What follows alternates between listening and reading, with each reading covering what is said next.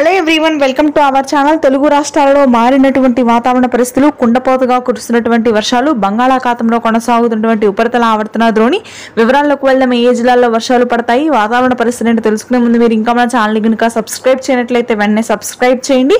అదేవిధంగా పక్కనే ఉన్న బెల్ ఐకాన్ ని కూడా క్లిక్ చేసేయండి. ఇక లేట్ చేయకుండా వివరాల్లోకి కనుక వెళ్ళినట్లయితే బంగాళాఖాతంలో ఏర్పడినటువంటి ఉపరితల ఆవర్తన ద్రోణి బలపడుతుంది. దీని ప్రభావంతో ఇప్పటికే తెలంగాణలోని హైదరాబాద్ పరిసర ప్రాంతాలు, Panjagutta, Manikonda, GHMC, Charminar, old city, Uppal, Nampally, Khairatabad, Adibatla, Ghatkesar ప్రాంతాల్లో భారీ వర్షాలు నమోదవుతున్నాయి. ఈ వర్షాలు 2 రోజుల పాటు కొనసాగే అవకాశాలున్నాయని వాతావరణ కేంద్రం వెల్లడించింది. తెలంగాణతో పోల్చితే ఆంధ్రాలో కొంతమేర తక్కువ వర్షాలు నమోదవుతున్నప్పటికీ శ్రీకాకుళం, విజయనగరం, విశాఖపట్నంలో తేలికపాటి జల్లులు, గుంటూరు, కృష్ణా, కోనసీమ ప్రాంతాల్లో మోస్తరు వర్షాలు నమోదు కానున్నాయి. జూన్ 21వ తారీఖు వరకు కూడా. ఇక ఉత్తర తెలంగాణలోని నిజామాబాద్, ఆదిలాబాద్, నల్గొండ, ఖమ్మం, భద్రాద్రి, కొత్తగూడెం, మేడ్చల్, మంచిర్యాల, నిర్మల్, నిజామాబాద్ ప్రాంతాల్లో కూడా ఇదే విధంగా భారీ వర్షాలు కురుస్తాయి రానున్నటువంటి 4 రోజుల పాటు. ఇకపోతే రాయలసీమ, దక్షిణ కోస్తా ప్రాంతాల్లో మాత్రం పొడి వాతావరణం కొనసాగుతుంది. పగటి సమయంలో అత్యధిక ఉష్ణోగ్రతలు నమోదవుతాయి రాయలసీమ జిల్లాలో. ఇది ప్రస్తుతానికి latest weather update. Thank you.